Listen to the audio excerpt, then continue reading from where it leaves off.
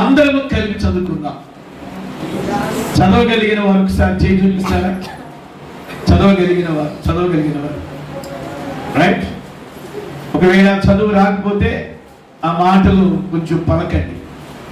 సమూయేలు మొదటి పుస్తకము 30వ అధ్యాయము 1 నుండి 8 వరకున్న వచనాలు. దావీదును అతని జనులను 3వ దినమందు సిక్లగునకు వచ్చిరి.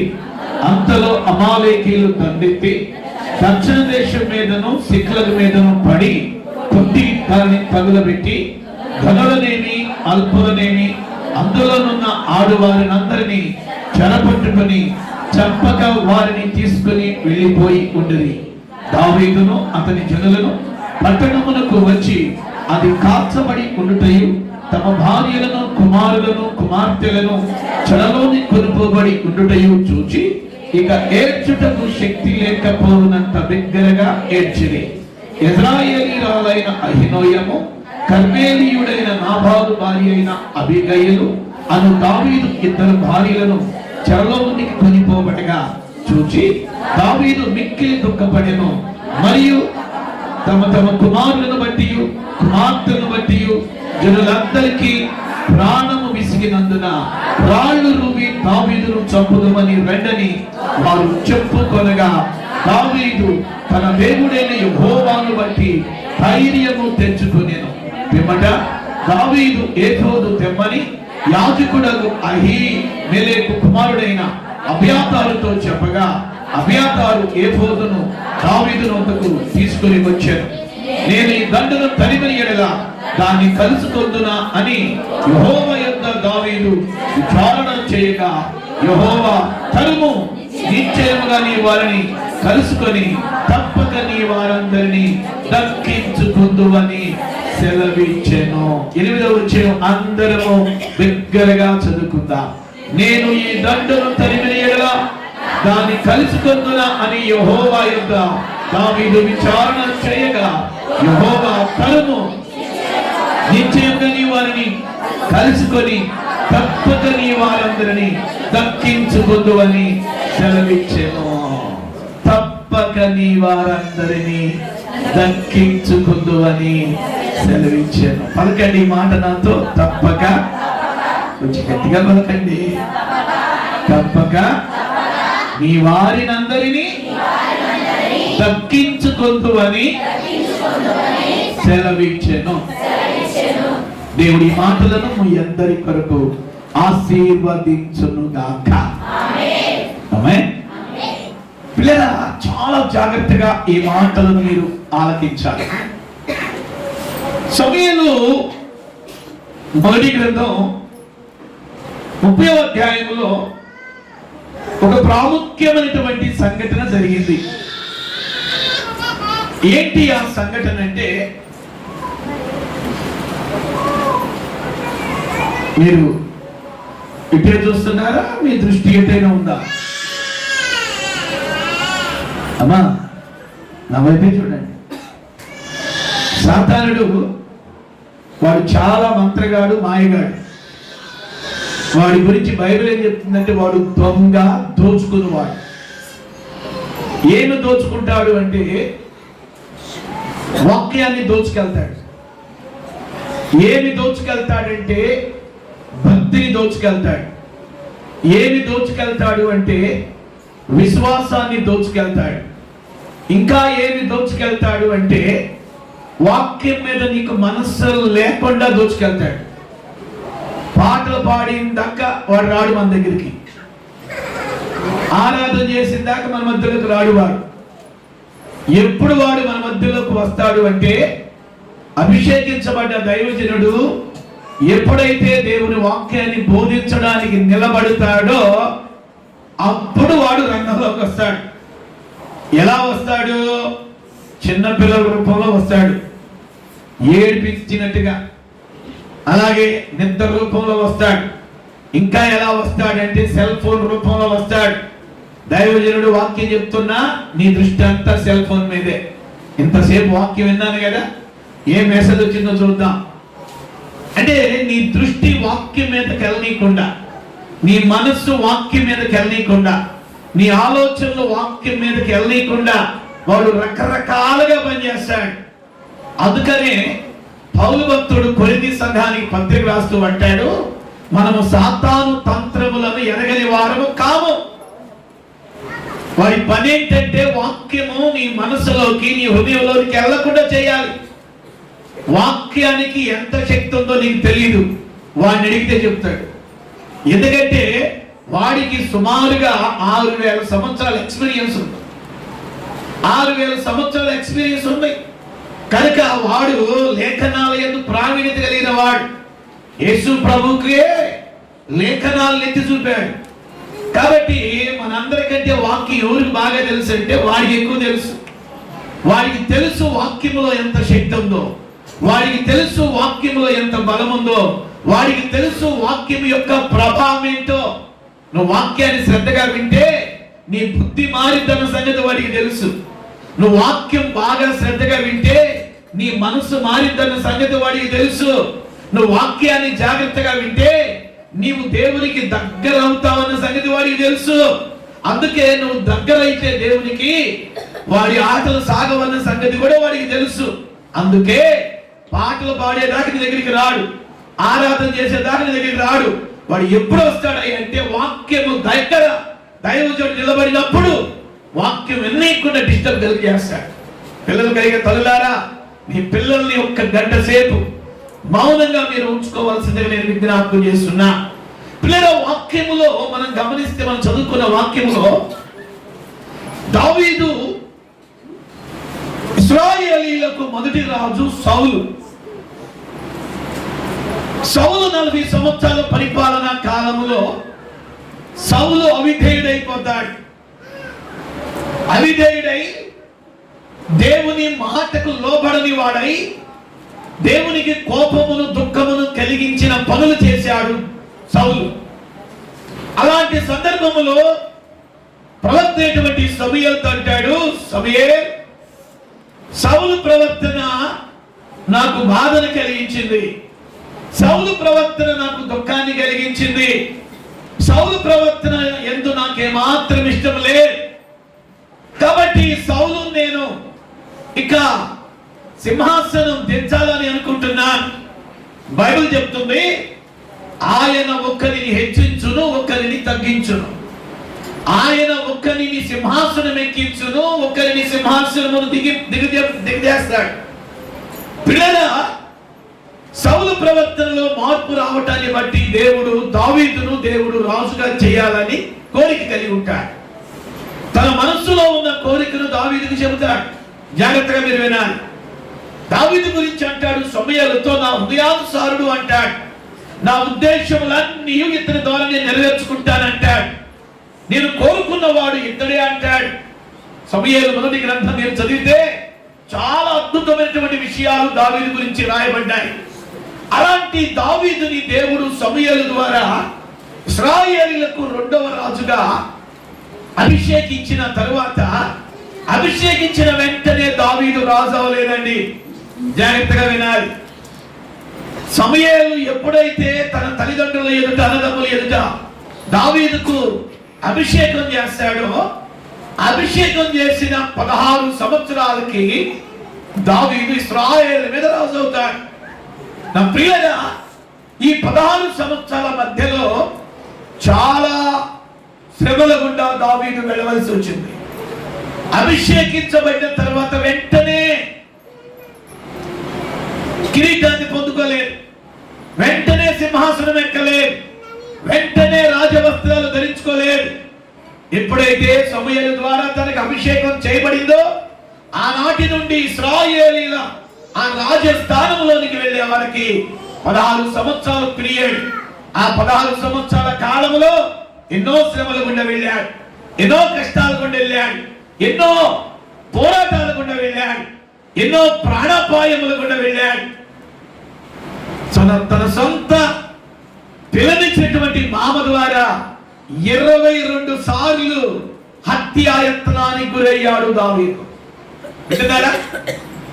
ఈ సమయంలో మొదటి గ్రంథం 30వ అధ్యాయంలో కొన్ని సంఘటనలు మీకు చెప్పడానికి ముందు ఉపోద్ఘాతాన్ని మీకు చెప్తున్నాను. ఇశ్రాయేలీయులకు ఇజ్రాయేలుకు రెండవ రాజుగా సమూయేలు ద్వారా అభిషేకించబడిన తర్వాత 16 సంవత్సరాలకి ఈ మధ్యలో పిల్లగా ఎన్నో శ్రమలు, పోరాటాలు, నిందలు, అవమానాలు, ఆకలి దప్పికలు, వస్త్రహీనతలు, తరపడ్డాడు. పిల్లనిచ్చిన మామ భోజనానికి పిలిస్తే భోజనం చేస్తా ఉంటే వెంటనే ఈటెని విసురుతాడు. ఎన్ని దుర్మార్గ పనులు దావీదు ఎడల సౌలు చేశాడో అన్నిటిలో దేవుడు తప్పించాడు. చెప్పాను కదా, 22 సార్లు హత్యాయత్నము దావీదు మీద జరిగింది. ఇటన్నిటిలో దేవుడు దావీదును తప్పిస్తూ ఈ సమూయేలు మొదటి 30 అధ్యాయంలో ఇంకనూ దావీదు తరబడుతున్నాడు. ఎవరి ద్వారా అంటే తన మామ అయినటువంటి సౌలు ద్వారా. పిల్లల తరబడుతూ ఉన్నప్పుడు అసలు తరబట్టడానికి కారణం ఏంటి? దావీదు తన మామ అయినటువంటి సౌలు చేయలేని పని దావీదు చేశాడు. ఏం చేశాడు? గొలియాతుని చంపాడు. ఆనాటి నుండి దావీదు జీవితంలో శ్రమలు ప్రారంభించబడ్డాయి. పిల్లరా, ఇంచుమించు 16 సంవత్సరాలు పోరాటాలు, కష్టాలు, సుడిగుండాలు, శ్రమల వలయములో వెళుతూ ఈ సమయంలో మొదటి 30 అధ్యాయంలో దావీదును వెన్నంటి ఉన్న కొంతమంది సిక్లగు అనే ప్రాంతానికి వచ్చారు. ఏ ప్రాంతం చెప్పండి? కొంచెం గట్టిగా చెప్పండి, కొంచెం గట్టిగా చెప్పాలి. మీ దృష్టి అంతా నా మీదే ఉండాలి, వాక్యం మీదే ఉండాలి. మీరు నేలకి మీ తలలు వేయిపోకండి. సిక్లగ్ అనే ప్రాంతానికి వచ్చినప్పుడు కొన్ని సంఘటనలు జరిగినాయి. సిక్లగ్ అనే ప్రాంతంలో పిల్లల ఈ సిక్లగ్ అనేటటువంటి ప్రాంతం యెరూషలేముకి సుమారుగా 112 కిలోమీటర్ దూరంలో ఉన్న పట్టణం ఇది. బయట ఉన్న వారు కూడా నా మాటలు ఆలకించాలి, చెప్పాలి. యెరూషలేముకి ఈ సిక్లగ్ అనే ప్రాంతం సుమారుగా 112 కిలోమీటర్ల దూరంలో ఉంది. ఇక్కడ ఒక ప్రశ్న అడగమంటారా? తన ప్రాణాన్ని కాపాడుకోవడానికి దావీదు యెరూషలేము నుండి సుమారుగా 112 కిలోమీటర్ల దూరం పారిపోయాడు. దావీదుకి నమ్మినటువంటి స్నేహితులు కొంతమంది ఉన్నారు. దావీదుని వెంట దావీదుని వెంబడిస్తామని తీర్మానించుకున్న వాడు ఉన్నారు. వారు కూడా దావీదుని బట్టి ఉపద్రవంలో చిక్కున్నారు. పిల్లల అలాగూ 112 కిలోమీటర్ దూరంలో ఉన్న యెరూషలేముకి 112 కిలోమీటర్ దూరంలో సిక్లగ్ అనే ప్రాంతానికి వెళ్ళి అక్కడ సుమారుగా 14 నెలలు తలదాచుకున్నట్లుగా చరిత్ర చెబుతుంది. ఎన్ని నెలలండి? కొంచెం గట్టిగా చెప్పండి, కొంచెం గట్టిగా. 14 నెలలు అక్కడ తలదాచుకున్నాడు. సిక్లగ్ అనేది ఒక పట్టణం. ఆ పట్టణము 14 నెలలు దావీదు తలదాచుకున్నాడు. ఎందుకంటే నువ్వు బైబిల్ కాలేజీ లెక్చరర్గా, ఒక బైబిల్ కాలేజీ డైరెక్టర్గా మా బైబిల్ కాలేజీ చరిత్ర చెప్తా. మాకెందుకు భాష గారు చరిత్ర అని మీరు అనుకోవద్దు. చరిత్ర మీకు తెలియకపోతే వాక్యం మీకు అర్థం కాదు. దావీదు గొలియాతు కథ మీకు అర్థమైంది. ఈ సమూయేలు మొదటి పుస్తకం 30 అధ్యాయంలో ఏ సంఘటన జరిగిందో మీకు అర్థం కాదు. ఒక అద్భుతమైనటువంటి సంఘటన ఇక్కడ జరిగింది. సిక్లగ్ అనే ప్రాంతం ఎన్ని కిలోమీటర్లు అని చెప్పారు? యెరూషలేముకి 14 నెలలు. ఎన్ని నెలలండి? 14 నెలలు సిక్లగ్ అనే ప్రాంతంలో దావీదు తనను వెంబడించిన వారు తలదాచుకున్నారు. మరి వారికి ఆహారం కొరకు, వారికి ఇంట్లో జరుగుబాటు కొరకు ఒక ఉదయ వేళలో దావీదుతో ఉన్నటువంటి కొంతమంది పురుషులు తమ స్త్రీలను, తమ పిల్లలను సిక్లగ్ అనే పట్టణంలో వారి గుడారముల్లో వదిలిపెట్టి ఆహారాన్ని తీసుకురావడానికి వేరొక ప్రాంతానికి వెళ్ళారు.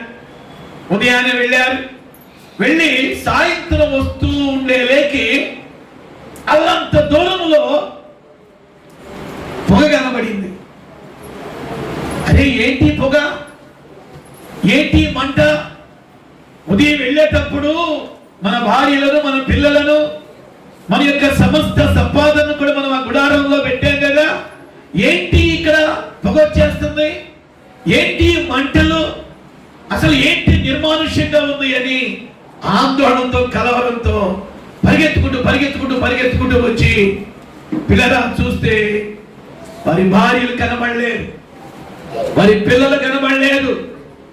మీరు సమయాలు 1 గ్రంథం 30వ అధ్యాయం 1 నుండి కొన్ని వచనాలు ఇలా రాయబడి ఉంది. దావీదును అతని జనులను, మీరెవరు చదవద్దు, నేను చదువుతాను వినండి. దావీదును అతని జనులను 3వ దినమందు సిక్లగునకు వచ్చిరి. అంతలో అమాలేకీయులు దండెత్తి దక్షిణ దేశం మీదను సిక్లగు మీదను పడి కొట్టి దాన్ని తగులబెట్టి మనుషులనేమి అల్పులనేమి అందులో ఉన్న ఆడువారిని అందరినీ చెరబట్టుకొని చంపక వారిని తీసుకొని వెళ్ళిపోయి ఉండిరి. దావీదుతో ఉన్నటువంటి పురుషులు వారి భార్యలను, వారి పిల్లలను గుడారములో వదిలిపెట్టి ఆహారం కొరకు ఎక్కడ ఆహారం దొరికిందని ఉదయం వేళ మొదలుకొని వెళ్ళి సాయంత్రం వచ్చే లోపు వారి భార్యలు కనపడలేదు, వారి పిల్లలు కనపడలేదు. చూడాలి, ఇటు పిల్లల గుడారాలన్నీ తగలబెట్టబడి ఉన్నాయి. ఏమండి, నీ పిల్లలు 3 రోజులు పెళ్లికి వెళ్ళారు, బంధువుల పెళ్లికి, హైదరాబాద్, విశాఖపట్నం ఎక్కడికి వెళ్ళారు. 3వ రోజు అయిన తర్వాత ఇంటికి వచ్చి చూస్తే తలుపులు కిటికీలన్నీ బద్దలు కొట్టబడ్డాయి. ఇక మీ కేకలు ఉంటాయి చూడండి, ఆకాశానికి హోరెత్తుతాయి. బీరువా తెరవబడింది అనుకో, 7 వారాలు నగలు దొంగలు ఎత్తుకెళ్ళారు అనుకో, ఎన్ని వారాలు? పట్టు చీరలన్నీ దొంగలు ఎత్తుకెళ్ళారు అనుకో, అత్తగారు పెట్టిని, అమ్మగారు పెట్టిని అన్ని కూడా దొంగలు ఎత్తుకెళ్ళారు అనుకో, నిద్ర పట్టిద్దా? నిద్ర. చాలా సంవత్సరాల క్రితం నాకు బాగా గుర్తు, పిల్లరా ఒక విశ్వాసి గేదె ఈనింది.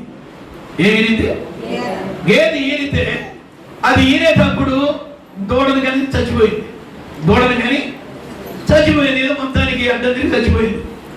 ఈలోపు పాస్టర్ గారికి ఫోన్ వచ్చింది, అయ్యగారండి మా గేదె చచ్చిపోయింది, ప్రార్థన చేసి రండి అని చెప్పింది.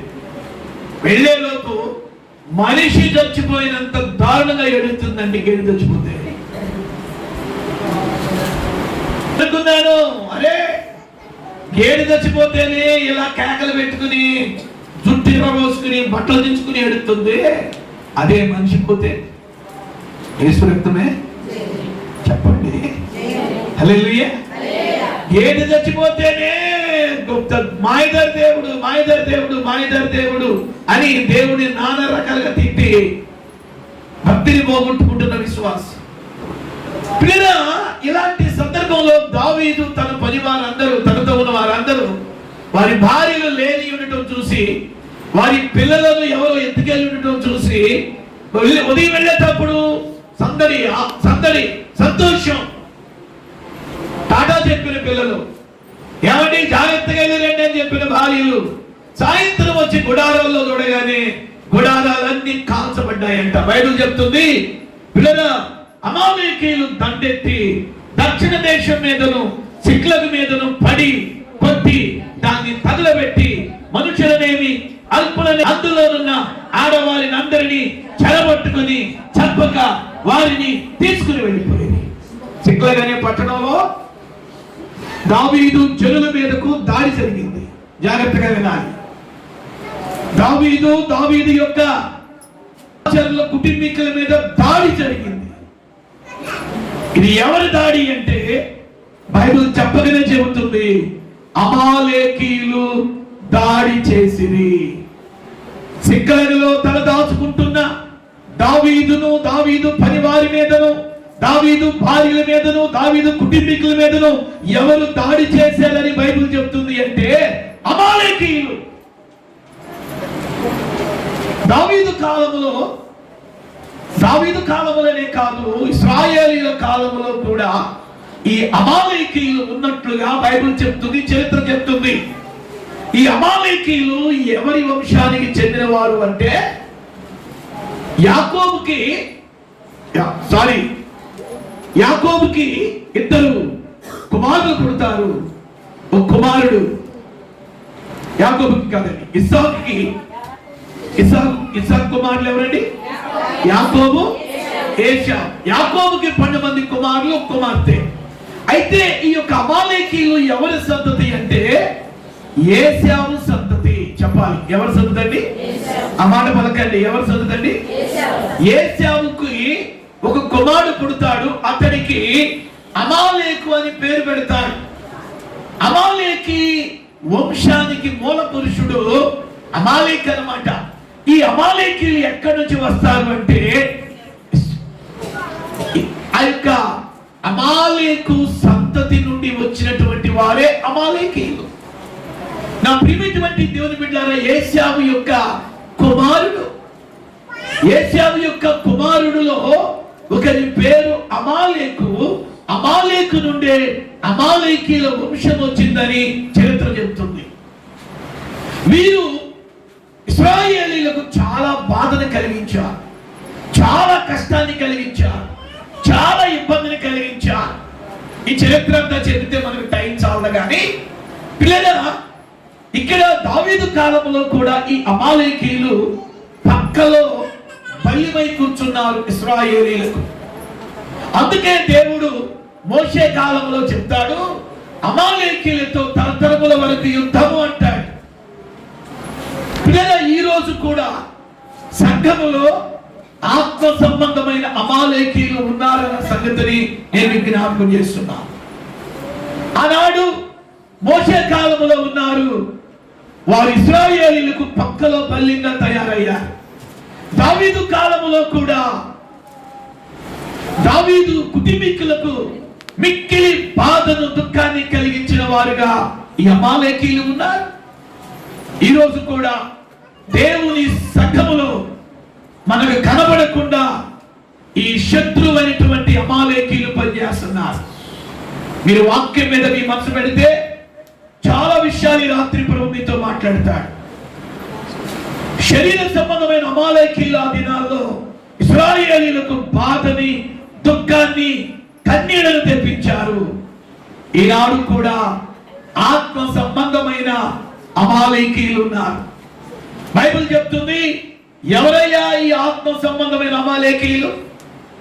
ఎవరు అని బైబిల్ చెప్తుంది అంటే, గలతీ పత్రిక 5వ అధ్యాయంలో పౌలు చెప్పినటువంటి శరీర కార్యములు స్పష్టమై ఉన్నవి అంటాడు. అంటే ఆత్మ సంబంధమైన అమాలేకీయులు దేనికి సూచన అంటే, ప్రతి విశ్వాసి జయించవలసిన, ప్రతి సేవించవలసిన, ప్రతి సంఘము జయించవలసిన పిల్లరా శరీర కోరికలకు. ఆ మాట చెప్పండి, ఏ కోరికలు? కొంచెం గట్టిగా చెప్పండి, ఏ కోరికలండి? శరీర కోరికలకు సూచన అమాలేకీయులు, శరీర కార్యములకు సూచన అమాలేకీయులు, అపవిత్ర ఆత్మలకు సూచన ఈ అమాలేకీయులు. శరీర కోరికలను తీర్చుకోవడానికి సూచన ఈ అమాలేకీయులు. పొద్దునే లేచి రాత్రి పనుకోబోయే వరకు మన ఆలోచనలన్నీ దేని కొరకు తెలుసా? శరీరం కొరకే. నా భర్తకేం కావాలి, నాకేం కావాలి, నా పిల్లలకేం కావాలి, నాకేం కావాలి, నా కుటుంబానికి ఏం కావాలి, నా నా నా బైబిల్ చెప్తుంది, ఈ నా అనేటటువంటిది పిల్లల శరీర స్వభావం, శరీర కోరికలు. యేసు ప్రభు నమ్ముకున్న తర్వాత నీ కోరికలకి మితం ఉండాలి. యేసు ప్రభు నమ్మిన తర్వాత అన్యులుగాని ఉండటానికి వీళ్ళే. పిల్లల మితముగా ఉండమని బైబిల్ చెప్తుంది. ఆశా నిగ్రహాన్ని కలిగి ఉండమని బైబిల్ చెప్తుంది. సెల్ఫ్ కంట్రోల్ గా ఉండాలని బైబిల్ చెప్తుంది. పిల్లల, ఈ అమాలేకీయులు ఎవరు అంటే శరీర కోరికలు. ఈరోజు మిమ్మల్ని అడుగుతున్నాను, నీకు ఉదయాన్నే లేస్తే సాయంత్రం పండుకునే వరకు నీకు ఎలాంటి కోరికలు వస్తున్నాయి? మంచి కోరికలు వస్తున్నాయా లేక చెడు కోరికలు వస్తున్నాయా?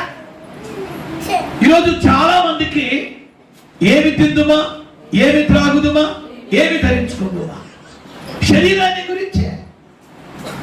అరే నేను మారుమనసు పొందాను, నేను బాప్తిసం తీసుకున్నాను, ఈ శరీరము నేను 70 సంవత్సరాలు 80 సంవత్సరాలు 100 సంవత్సరాలు బ్రతికినా ఈ శరీరాన్ని ఒక దినాన ఈ దేహాన్ని ఇక్కడ వదిలిపెట్టి చెప్పండి వెళ్ళాలా వద్దా? హల్లెలూయా, వెళ్ళాలా వద్దా? చచ్చిపోయేటప్పుడు నీ ఒంటి మీద ఒక్క నూలు పోగును కూడా, అంటే ఒక్క 1/2 గ్రాము బంగారం కూడా ఉంచడానికి ఇష్టపడరు ఇంట్లో. చెవులు పెట్టింది మొత్తం తీసేస్తారు, ముగ్గులు పెట్టింది మొత్తం లాగేస్తారు. అగో వింటున్నావా? గుండె కొట్టుకున్నంత సేపే నీ ఒంటి మీద ఉన్నది ఏదైనా. ఆఖరికి ఇది పోయిన తర్వాత, ఈ జీవం పోయిన తర్వాత నీ ఒంటి మీద 5 ఏళ్ళకి 5 ఉంగరాలు పెట్టినా కొడుకో కోడలో మనోడో లాగేస్తాడు. స్తోత్రం చెప్పండి. హల్లెలూయా. గమనించండి, ఈ భూమి మీద మనం నిజంగా వేటి కోరికలతో మనం నింపబడుతున్నాం? శరీర సంబంధమైన కోరికలతో నింపబడుతున్నామా లేక ఆత్మ సంబంధమైన కోరికలతో నింపబడుతున్నామా? నీ మనస్సు, నీ హృదయం పిల్లరా ఈ శరీర కోరికలను జయించాలి. జయించబడిన వారు తక్కువ, జయ జీవితం కలిగిన వారు తక్కువ. కోరికలు గుర్రాలైపోతున్నాయి అంటాడు ఒక కవి. ఈరోజు మీకు ఎలాంటి కోరికలు వస్తున్నాయి? సంఘంలో దేవుని బిడ్డలుగా మనం అమాలేకీలను జయించాలి. ఎవరయ్యా ఈ అమాలేకీలు అంటే, నీకు వచ్చే ప్రతి చెడ్డ కోరిక, చెడు ఆలోచన, చెడు తలంపు, చెడు దృష్టి, చెడు వినికిడి, చెడు మాట, చెడు క్రియలు, చెడు ప్రవర్తన అమాలేకీయులకు సూచన. పౌలు అంతటి వాడు అంటాడు, అయ్యో నేనెంత దౌర్భాగ్యుడను, ఇట్టి మరణమునకు లోనగు శరీరమును నన్నెవడు. నేను ఏది చేయాలనుకుంటున్నానో దాన్ని చేయలేకపోతున్నాను, ఏది చేయకూడదు అనుకుంటున్నానో దాన్ని చేస్తున్నా. 14 పత్రికలు రాశాడు, గొప్ప అపోస్తలుడిగా పిలువబడ్డాడు, ప్రతిగుణంగానే పరలోకానికి వెళ్ళొచ్చినటువంటి అనుభవం ఉంది. రాజుల ఎదుట నిలబడి ప్రభువుని గురించి మాట్లాడిన అనుభవం ఉంది. 80 సంవత్సరాల తన జీవిత కాలంలో అద్భుతమైనటువంటి పరిచర్య చేసి కొన్ని వేల మందిని ప్రభు కొరకు ఆ దినాన్ని తిప్పిన అనుభవం ఉంది. అలాంటి పౌలు భక్తుడు అంటాడు, అయ్యో నాలో ఏ మంచి అవమానకరమైన రహస్య పాపములను నేను ఒప్పుకొని విడిచిపెడుతున్నా. అమాలేకీయులను తమ శరీరమందు ఏమాత్రం ఉంచుకోవడానికి పౌలు ఇష్టపడలేదు. అమాలేకీయులు ఎవరు అంటే ఈ రోజు కూడా దండెత్తుతున్నారండి.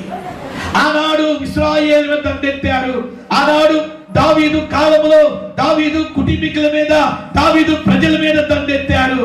ఈనాడు కూడా సంఘాల్లో పిల్లల ఈ అమాలేకీయులు పరిపాలన చేస్తున్నారు. ఎవరైనా ఈ అమాలేకీయులు? అబద్ధం. ఎవరు ఈ అమాలేకీయులు? అసూయ. ఎవరు ఈ అమాలేకీయులు? బూతులు మాట్లాడేటట్లు ప్రేరేపించడం. ఎవరు ఈ అమాలేకీయులు? చెడు ఆలోచనలు కలిగించడం. ఎవరు ఈ అమాలేకీయులు? రహస్య పాపముల్లో పడిపోయిన వారు, పైకి భక్తి పరులుగా ఉండి దాని శక్తిని ఎరగని వారే అమాలేకీయులు. పైకి పరిశుద్ధమైన జీవితాన్ని జీవిస్తూ లోపట నికృష్టమైన పనులు చేసేవారే అమాలేకీయులు. కామ సంబంధమైన కోరికలను తీర్చుకోవడానికి తమ శరీరమును ఇష్టం వచ్చినట్టుగా ఉపయోగించుకునేవారే అమాలేకీయులు. తగాద వస్తే రా చూసుకుందాం, నువ్వెంత, కక్షలు, పగ, ద్వేషం, అసూయ, ఈ జాబితాలో ఉన్నవారే అమాలేకీయులు. ఈరోజు ఎందుకు అడుగుతున్నాను, మీ ఇళ్లలో అమాలేకీయులు దాడి చేస్తున్నారు. నీ భర్త మీద అమాలేకీయులు దాడి చేస్తున్నారు. నీ భార్య మీద అమాలేకీయులు దాడి చేస్తున్నారు. నీ పిల్లల మీద అమాలేకీయులు దాడి చేస్తున్నారు. నీ సంఘం మీద అమాలేకీయులు దాడి చేస్తున్నారు. వాస్తవమా కదా? తిరుగుబాటు చేయటం. పిల్లల బైబిల్ చెప్తుంది, అమాలేకీయులు దావీదు జనుల మీద దాడి చేస్తే ఆ సమయంలో పురుషులు ఎవరు లేరు. దావీదుతో ఆహారం కొరకు బయటికి వెళ్ళిపోయారు. స్త్రీలను పిల్లలను చెరపట్టుకొని, ఏం పట్టుకుని? ఈ రోజు కూడా సాతానుడు కొన్ని కుటుంబాలని చెరపడుతున్నాడు. నీ ఇంటిలో త్రాగుబోతు భర్త ఉన్నాడు అంటే సాతానుడు నీ భర్తను చెరబట్టాడు. నీ ఇంటిలో మాట వినని పిల్లలు ఉన్నారు అనుకుంటే నీ పిల్లలను సాతానుడు చెరబట్టాడు. ఈరోజు నా పిల్లలు నాకు ఇప్పటికీ ఫోన్లు వస్తాయి, అయ్యారు నా భర్త కొరకు ప్రార్థించు, అయ్యగారు నా పిల్లల కొరకు ప్రార్థించండి, అయ్యగారు నా కొరకు ప్రార్థించండి. ఈరోజు నా ప్రియమైన దేవుని బిడ్డలారా, ఎంతమంది కుటుంబాలలో అమాలేకీయులు దాడి చేస్తున్నారో తెలుసా? ఎంత మనం జాగ్రత్తగా ఉండాలి సంగమా, ఎంత మనము జాగరూకులమై ఉండాలి సంగమా. ప్రభు త్వరగా రాబోతున్నాడు. ఆయన సంఘమును, తన పెండ్లి కుమార్తెను ఆయన తనతో తీసుకుని వెళ్ళటానికి ఆయన, ఇదిగో నేను దొంగవలే వస్తున్నాను.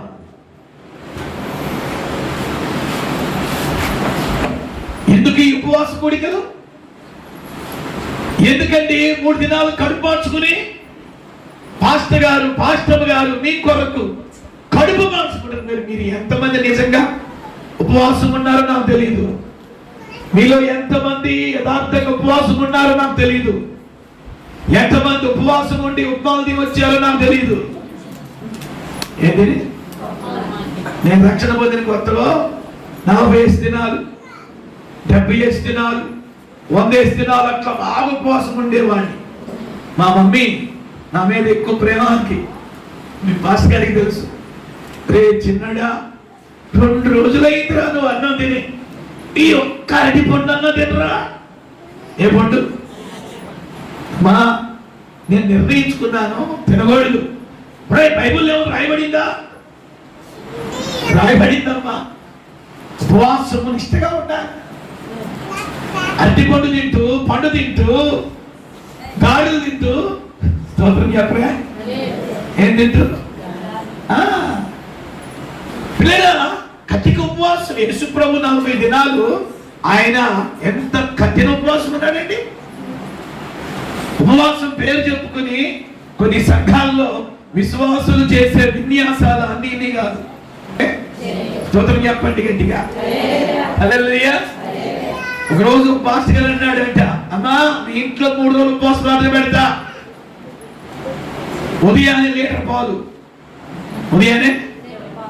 పాలు, మధ్యాహ్నం 1 గంటకి 4 చక్కెర గేడీలు, ఎన్ని 4 చక్కెర గేడీలు, సాయంత్రం 3 గంటలకి 5 బొబ్బట్లు, ఎన్ని 5 బొబ్బట్లు, రాత్రి 11 గంటలకు ప్రార్థన అయిన తర్వాత 1/2 కేజీ గోధుమ రవ్వతో ఉప్మా చేయి. అది ఎట్లా ఉపవాసం అయిందండి? అది ఎట్లా ఉపవాసం అయింది? నా ప్రియమైనటువంటి దేవుని బిడ్డలారా, నిజంగా ఈరోజు చాలా సంఘాల్లో ఉపవాస ప్రార్థనలు ఎందుకు దైవజనులు ఏర్పాటు చేస్తారో విశ్వాసులకు అర్థం కావట్లా. నా చెల్లి సద్య, నా స్నేహితుడు ఆనంద్ కడుపు మార్చుకుని మీకు ఉపవాసాలు ఉంటున్నారు. ఎందుకు? మీ కుటుంబాలు అమాలేకీయుల దాడి నుంచి విడిపించబడాలని, నీ భర్త అమాలేకీయుల చెర నుండి విడిపించబడాలని, నీ పిల్లలు అమాలేకీయుల చేతిలో బందీలైపోతున్నారు. తిరుగుబాటు చేసే కుమార్తెగా తయారైంది నీ కూతురు. మాట విని కొడుకైపోయాడు నీ యొక్క కొడుకు. సెల్ ఫోన్ ఇస్తేనే 25 ఏళ్ళు పెట్టి సెల్ ఫోన్ కొనిస్తేనే కాలేజీకి వెళ్తాను అంటున్నాడు. వాడి వీడేం పని చేస్తుంది? అమాలేకీయులు పని చేస్తున్నారు. ఈరోజు ప్రియ దేవుని బిడ్డలారా, మన కుటుంబాల్లో, మన ముఖ్యంగా క్రైస్తవులము విశ్వాసులము, దేవుని బిడ్డలమని చెప్పుకుంటున్న మన కుటుంబాల్లో అమాలేకీల ఆత్మ పనిచేస్తుంది. అమాలేకీల ఆత్మ బంధించబట్టానికే ఈ 3 దినాల ఉపవాస ప్రార్థనలు దైవజనుడు ఏర్పాటు చేశాడు. చప్పట్లు కొట్టండి గట్టిగా.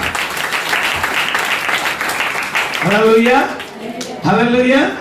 నీ భర్త అమాలేకీయుడి నుండి విడిపించబడాలి, నీ భార్య అమాలేకీయుల చెర నుండి విడిపించబడాలి, నీ పిల్లలు అమాలేకీల చేతిలో నుండి విడుదల పొందాలని దైవజనురాలు 3 దినాలు ఉపవాస ప్రార్థనలు పెట్టి ఎక్కడెక్కడ పొన్నూరు ఎక్కడ, కందుకూరు ఎక్కడ, గుంటూరు ఎక్కడ, దైవజనులు వస్తే ఎంత ఖర్చు, ఆ ఖర్చును కూడా పక్కన పెట్టి మీరు విడిపించబడాలి. ఆమె చెప్పడాలి. అందుకే ఇలాంటి ఉపవాస కూడికలను దైవజనుడు ఏర్పాటు చేశాడు. ప్రియులారా, ఈ రాత్రి మిమ్మల్ని అడుగుతున్నాను, ఆశీర్వాదాల కొరకు ఉపవాసం ఉంటున్నారా మీరు? స్వస్థత కొరకే ఉపవాసాలు ఉంటున్నారా మీరు? మేలుల కొరకే ఉపవాసం ఉంటున్నారా మీరు? ఉపవాసము ఎందుకు ఉండాలో తెలుసా? పాపం మీద జయం పొందడానికి ఉపవాసం ఉండాలి. చేతులు పైకి ఆమె చెప్పండి. ఏనాడన్నా మీరు ఉపవాసం ఉన్నారా దీని కొరకు? శరీర కోరికలు జయించబట్టానికి ఉపవాసం ఉన్నారా మీరు? ఆ మధ్య ఒక పాస్టర్ చెప్పాడు, 40 దినాలు ఉన్నానండి నేను. ఎందుకున్నావన్నా? కొరకే. దేని కొరకు ఉన్నాడంట? వరాల కొరకట్ట. 40 పగలు 40 రాత్రులు అన్నపానాలు మాని ఉపవాసం ఉన్నాడంట. నేను అన్నాను, 40 దినాల్లో వరాల కొరకు ఉపవాసం ఉన్నావు, నీ పాపం కొరకు జయించబట్టానికి ఉపవాసం ఉన్నావా? చెడు ఆలోచన జయించబట్టానికి ఉపవాసం ఉన్నావా? చెడు తలంపు జయించబట్టానికి ఉపవాసం ఉన్నావా? అపవిత్రమైనవి నీ కంటికి కనబడ్డప్పుడు నీ మనసులో ఎలాంటి చెడు దుర్బుద్ధి పుట్టకుండా నిమిత్తం ఉపవాసం ఉన్నావా? నీవు ఉపవాసం ఎందుకు ఉండాలో తెలుసా? శరీర కోరికలు జయించబట్టానికి, శరీర కార్యములు జయించబట్టానికి ఉపవాసం ఉండాలి. చిన్న కోపాన్ని జయించలేకపోతున్నావు, చిన్న అబద్ధాన్ని జయించలేకపోతున్నావు. ఉపవాసం ఉండి చిన్న పాపాన్ని నువ్వు జయించలేకపోతున్నావు. పాపము జయించాలి ఉపవాస ప్రార్థనలో. పౌలు అంటాడు, అయ్యో నేను అనేకులకు ప్రకటించి నేను భ్రష్టున్నైపోదునేమోనని నా శరీరమును నేను నల్లంగా కొట్టుకుంటున్నాను. దేని కొరకు ఉపవాసం ఉన్నాడు పౌలు? శరీర కోరికలు జయించబట్టాలి, అమాలేకీల చెర నుంచి విడిపించబట్టానికి. ఏనాడైనా నీ భర్త త్రాగుడి నుంచి విడిపించబడాలని ఒక్క రాత్రి ఉపవాసం ఉన్నావా? ఆశీర్వాదం రావాలి, దీవెన రావాలి, అభివృద్ధి రావాలి. రోగం కొరకు ఉపవాసాలు ఉంటున్నావు, స్వస్థత కొరకు, ఆశీర్వాదం కొరకు, అభివృద్ధి కొరకు, వీటన్నిటి కొరకు. కాదంటం లేదు, మంచిదే. అసలైన ఉపవాసం దేని కొరకు తెలుసా? శరీర కోరికలు అనుభవపడటానికి, కామ క్రోధ మోహం అనుభవపడటానికి ఉపవాసం ఉండాలి. ఇది నిజమైన ఉపవాసం. This is the real fasting. మరి ఈ 3 దినాల ఉపవాస ప్రార్థన పేరు చెప్పుకుని మీరు ఎంతమంది ఉపవాసం ఉండారో నాకు తెలీదు. నిజంగా మీరు పాపము నుంచి విడిపించబడాలని ఉపవాసం ఉంటే అది నిజమైన ఉపవాసం. శరీర కోరికలను జయించడానికి ఉపవాసం ఉంటే అది నిజమైన ఉపవాసం. నీలో లోపాలు, బలహీనతలు ఏమున్నాయో నీకు తెలుసు, వాటి నుంచి విడుదల పొందటానికి ఉపవాసం ఉంటే అది నిజమైన ఉపవాసం. నాకు ఒక గొప్ప దైవజనుడు తెలుసండి, ఆయన పేరు చెప్పను. ఒకరోజు ఆయన 40 దినాల ప్రార్థనలో ఉన్నాడు. నాకు ఫోన్ చేశాడు, శ్యామ్ నన్ను తమ్ముడు అంటాడు, శ్యామ్ నేను 40 దినాలు ఉపవాసం ఉంటున్నాను, కొన్ని దినాలు వచ్చి నాతో పాటు ప్రార్థనలో ఉండగలుగుతావా అన్నాడు.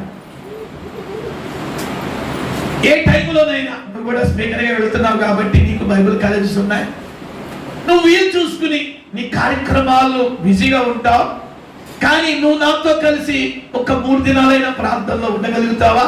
ఎందుకంటే నేను 40 దినాలు ఉపవాసం ఉంటున్నాను, నాతో కలిసి నీకు ఎప్పుడు వీలుంటే అప్పుడు ఈ 40 దినాల ముగింపులో వచ్చి ఒక 3 దినాలు నాతో ఉండి అన్నాడు. వస్తానన్నయ్య అన్నాను. అలో చెప్పిన టయానికి వెళ్ళాను. ఈ లోపు ఆయన ప్రార్థన గదిలోకి వెళ్ళాడు. ఆయన ప్రార్థనలో గదిలోకి వెళ్తా ఉండగానే ఆ ప్రార్థన గది అంతా దేవుని సన్నిధితో ఆవరించబడింది. చెప్పండి హల్లెలూయా, హల్లెలూయా. I went entered the prayer room. ఆ ప్రార్థన గదిలోకి నేను అడుగు పెట్టాను. I feel the presence of God. దేవుని సన్నిధి ఆవరించబడింది. వెంటనే ఆయన తెలియదు నేను వచ్చిన సంగతి. ఆయన తెలీదు. మెల్లగా తలుపు తీసి శబ్దం కాకుండా ఆయన వెనకనే వచ్చి కూర్చుని మోకరించాడు. ఆయన ఏమని ప్రార్థన చేస్తాడో తెలుసా? వా, నాకు బలమైన అభిషేకం ఇచ్చావు, నాకు వరాలు ఇచ్చావు, అయినా నాలో ఈ చిన్న అసూయ ఉందయ్యా. ఏముందంట? అసూయ ఉందయ్యా. నేను జయించలేకపోతున్నానయ్యా. నాకంటే కాస్త వాడబడుతున్న వారిని చూస్తే నాకు అసూయ, నాకంటే కాస్త మంచి బట్టలు వేసుకున్న వారిని చూస్తే అసూయ, నాకంటే కాస్త మంచి వస్తువులు కొన్న వారిని చూస్తే అసూయ. ఈ అసూయ ఆత్మ నేను జయించలేకపోతున్నానయ్యా, నాకు విడుదల కావాలి ప్రభువా అని తనలో ఉన్న లోపాన్ని నోటితో చెప్పుకుని ప్రార్థన చేస్తున్నాడు. ఒప్పుకుని. ఏముందంట ఇంట్లో? ఎప్పుడైనా ఇలాంటి ప్రార్థన చేసామా? ఎప్పుడైనా ఇలాంటి ప్రార్థన చేసామా? ఇశ్రాయేలీల మీదకి దావీదు కాలంలో తన కుటుంబీకుల మీదకి అమాలేకులు దాడి చేశారు. ఈరోజు సాతానుడు కూడా నీలో ఈ చిన్నపాటి అసూయను పెట్టి నీ ఆత్మీయ జీవితాన్ని బలహీనపరుస్తున్నాడు. ఈ చిన్నపాటి ఓర్వలేని తనాన్ని పెట్టి నీ భక్తిని పాడు చేస్తున్నాడు. ఈ చిన్నపాటి అనుమానాన్ని పెట్టి భార్య భర్తల మధ్యలో నీ మనస్సుని అపవిత్రం చేసేస్తున్నాడు. ఏమండి, 100 లీటర్ల పాలలో ఒక చిన్న విషయం పట్టు సాగుదా? స్తోత్రం చెప్పండి, హల్లెలూయా. 100 లీటర్ల పాలు ఎంత పోయాలి విషయం? ఒక చిన్న 1 స్మాల్ డ్రాప్ పాయిజన్, ఒక చిన్న నీటి చుక్కంత విషం ఆ 100 లీటర్లు ఏం చేసింది చెప్పండి? చిన్న అసూయ నీ భక్తిని పాడు చేసింది. చిన్న అబద్ధం నీ ఆత్మ జీవితాన్ని నాశనం చేసింది. ఈ చిన్న చెడు తలంపు పిల్లల భక్తిని దేవుని నుండి దూరం చేసింది. ఏది నువ్వు జయించలేకపోతున్నావో, ఇంకా ఈ రాత్రి ఆఖరి రాత్రి ఉపవాస కూడికల్లో మీరు ఇంకా ఎవరెవరు అమాలేకీయుల చెరలో బందీలుగా ఉన్నారో నాకు తెలియదు. ఈ రాత్రి దైవజనుడు నేను ప్రవచనం చెప్తున్నాను. మీరందరూ అమాలేకీయుల చెర నుండి ఈ ఆఖరి రాత్రి ఉపవాస ప్రార్థనలో విడిపించబడుదురుగాక. ఆమేన్ చెప్పండి, హల్లెలూయా. మీరేమనుకుంటే మరలా చెప్తా, నాకు మొహమాటం లేదు. నువ్వు బూతులు తిట్టావా, అమాలేకీయుల చెరలో ఉన్నట్టే. నువ్వు అబద్ధమాడావా, అమాలేకీయుల చెరలో ఉన్నట్టే. ఎదుటి వ్యక్తి గురించి చెడ్డగా నువ్వు మాట్లాడేవా, అబ్బో అక్క ఇలా అన్న ఇలా అన్నావా, నువ్వు ఖచ్చితంగా వాడి సోదరులో ఉన్నట్టే. భర్తను నువ్వు గౌరవించకుండా, భర్తకు నువ్వు లోబడకుండా, భర్తను తిడుతూ అరే ఒరే అంటూ డాష్ డాష్ డాష్ డాష్ అంటూ నువ్వు గనక భక్తి కలిగిందానగా మందిరానికి వచ్చి ముసుగేసి పాస్టర్ల ముందు కూర్చున్నా నువ్వు కూడా అమాలేకుల చెరలో ఉన్నట్టే. ఈరోజు చాలా మంది క్రైస్తవ భర్తలు, క్రైస్తవ భార్యలు, క్రైస్తవ విశ్వాసులు వారికి తెలియట్లేదు అమాలేకీయుల చెరలో ఉన్నట్టుగా. ఈ రాత్రి దైవజనుడిగా భారంతో చెప్తున్నాను, మీరు విడుదల పొందే రాత్రి నేను డిక్లేర్ చేస్తున్నాను. చేతుల పైకెత్తి ఆమేన్ చెప్పండి. మీరు ఏ బంధకట్టబడ్డారు, ఏ కట్లతో కట్టబడ్డారు, ఏ సంఖ్యలతో మీరు బంధించబడ్డారు, ఈ రాత్రి ఆ అమాలేకీయుల చెర నుండి మీరు విముక్తులు అవ్వాలని దైవజనుడిగా నా ఆశ ఉన్నది. పిల్లరా, ఇంకా 10 గంటలకి 15 నిమిషాల టైం ఉంది. చాలా జాగ్రత్తగా ఒక 3 ముఖ్యమైన విషయాలు నేను మీకు చెప్తాను. దావీదు తన జనులందరూ సిక్లగని పట్టణంలోనికి వచ్చినప్పుడు ఆహారం కొరకు ఉదయవేళ దావీదు తనతో ఉన్న వారందరూ ఆహారానికి వెళితే అమాలేకీయులు ఇశ్రాయేలీయుల స్త్రీలను చెరగొని పోయి గుడారములను తగలబెట్టారు. ఈరోజు కూడా సైతాన్ గాడు చేస్తున్న పని అదే. తగలబెడుతున్నాడు కుటుంబాన్ని, సారాకి తగలబెడుతున్నాడు, మత్తుకి తగలబెడుతున్నాడు. వాడు 10 సంవత్సరాలు వాడు గుట్కాయేస్తున్నాడు, 15 సంవత్సరాలు తిరుగుతుండో వాడు స్మోకింగ్ చేస్తున్నాడు. మన క్రైస్తవ పిల్లలే. తల్లారా తండ్రులారా, మీ ఇంట్లో మీ పిల్లలు ఎలా ఉన్నారో మీరు గమనించండి. కందుకూరులో పిల్లల 18 సంవత్సరాల లోపు పిల్లలు చాలా మంది గంజాయికి అడిక్ట్ అయిపోయారండి. దేనికండి? గంజాయి. గోవా నుంచి దిగుమతి అవుతుంది, గోవా నుంచి ఎక్స్పోర్ట్ అవుతుంది. ఇంకా ప్రకాశం జిల్లాలో, నెల్లూరు జిల్లాలో. నా పిల్లలు ఎందుకు నేను ఈ మాట చెప్తున్నాను అంటే, పిల్లల్ని పాడు చేస్తున్నాయి సైతానుడు, పిల్లల జీవితాల్ని పాడు చేస్తున్నాడు సాతానుడు.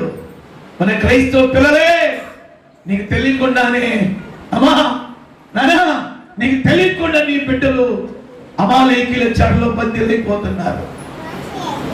అమాలేకీల చెరలో వారు బంధించబడుతున్నారు. ఆ బంధించబడ్డ వారిని విడిపించడానికి ఒక్క దావీదు లాంటి వారు కావాలి. దేవునికి చప్పట్లు కొట్టండి గట్టిగా. హల్లెలూయా, హల్లెలూయా. ఎవరు కావాలండి? అమాలేకీల చెరలో ఉన్న తన వారిని విడిపించడానికి ఒక్క దావీదు ఒక్కడే. అదే చెప్పండి.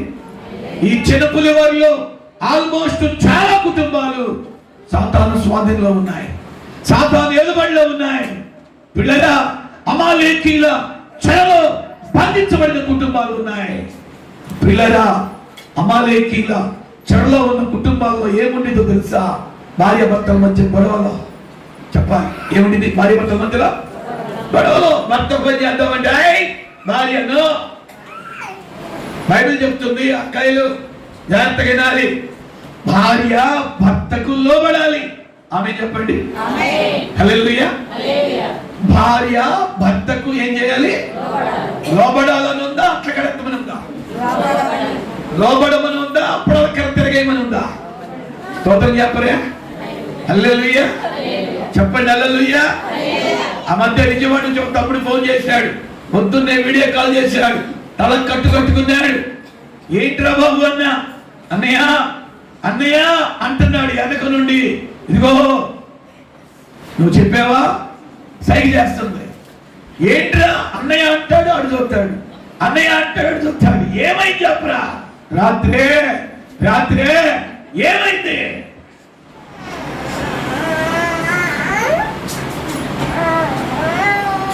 ఉప్పులో కూరలో ఉప్పు ఎందుకే ఎక్కువ వేసేవన్నా? ఆ ఒక్క మాటేనన్నయ్య. ఆ కూర సట్టి తీసుకుని నెత్తికేసి కొట్టిందట. ఆ కూర సట్టి తీసుకుని నెత్తికేసి ఇట్లా కొట్టిందట. సచ్చినోడా, నా కూర నీకే వెళ్తే మీ అమ్మ కూర నచ్చింది, మీ వదిలి కూర నచ్చింది నీకు. మళ్ళా ఈ విశ్వాసి సంగతి ఏంటి తెలుసా? భార్య సంగతి తెల్ల చీర కట్టుకుని ఆదివారం మందిరానికి వెళ్ళింది. ఆత్మ వస్తే ఆ ఫ్యాన్ అంత ఎగిరింది. వేషనవన కదా కొట్టిందన్నయ్య. చూడు, ఏందమ్మా ఈ పని చేసావు? సమాధానం లేదు. నువ్వు విశ్వాసం కదా, నువ్వు క్రైస్తవురావు కదా, నువ్వు చర్చికి వెళ్ళేదాన్ని కదా, నీ గురించి నాకు బాగా తెలుసు కదా, మనం భక్తి కలిగిందాను అనుకున్నాను చెల్లి. ఏంటి సైతాన్ పని? ఏంటి పిశాచి పని? అలాంటి స్త్రీలు లేరు ఇక్కడ. దేవునికి స్తోత్రం చెప్పండి. మీరు ఇక్కడ లేరేమో, మా ఊర్లో ఉన్నారు. స్తోత్రం చెప్పరు గట్టిగా. హల్లెలూయా. ఒకవేళ నీ భర్తకు నువ్వు లోబడకుండా నువ్వు తిరుగుబాటు చేస్తుంటే నువ్వు కూడా ఎవరు చెరలో ఉన్నట్టు? అమాలేకుల చెరలో ఉన్నట్టే. ఒకవేళ భక్తులారా మా బ్రదర్స్ అనుకుంటున్నారు అబ్బా భలే చెప్పాడు ఆడల గురించి, మీ సంగతి కూడా చెప్తానేనండి. హల్లెలూయా. మా వాళ్ళు కూడా తక్కువే. నేను భార్య గురించి బైబిల్ చెప్తుంది, నీ భార్యను నీ సొంత శరీరం వలె. ఏమంటే ఒక మాట చెప్తానండి, నా పొట్టలో ఇది ఏ వేలండి, చూపుడు వేలేదా, నా చూపుడు వేలికి దెబ్బ తగిలింది అనుకో, నా నోరు ఏమనిద్దంటే అబ్బా అనిద్ది, నా కళ్ళప్పుడు ఏమొస్తాయి అంటే నీరు వచ్చేసింది, వెంటనే నా ఎడం చెయ్యి ఏం చేసిందంటే దెబ్బ తగిలి చూపుడు వేలి గట్టిగా పట్టుకునింది. అర్థమైతే సపోర్ట్ కొడతావా? హల్లెలూయా. ఏమండి దెబ్బ తగిలింది దేనికి? చూపుడు వేలికి. మరి నోరు ఎందుకు అబ్బా అంది? అబ్బా తగిలితే తగిలింది,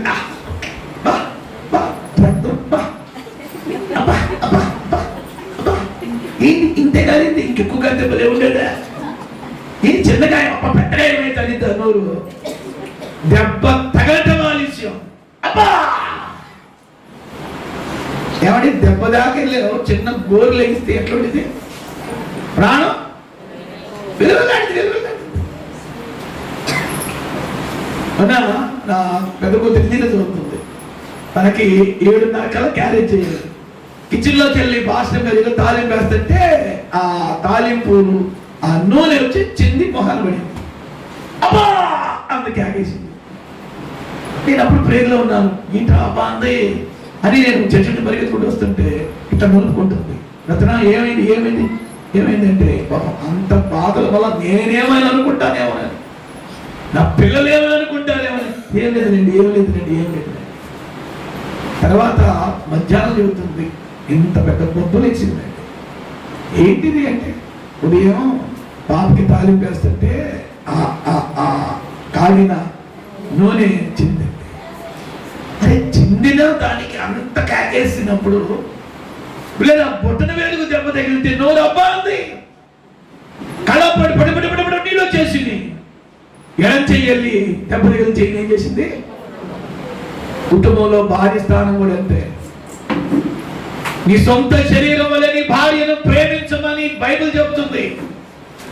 అంటే నీ సొంత శరీరాన్ని ఎలా జాగ్రత్తగా నువ్వు చూసుకుంటావో నీ భార్యను కూడా అలాగే భార్యని తిట్టడం, కొట్టడం, చెయ్యెత్తడం, సూటిపోటి మాటలు మాట్లాడటం, తక్కువగా చేసి మాట్లాడటం, అగౌరవంగా మాట్లాడటం, ఎగతాళిగా మాట్లాడటం, ఘనహీనంగా మాట్లాడటం.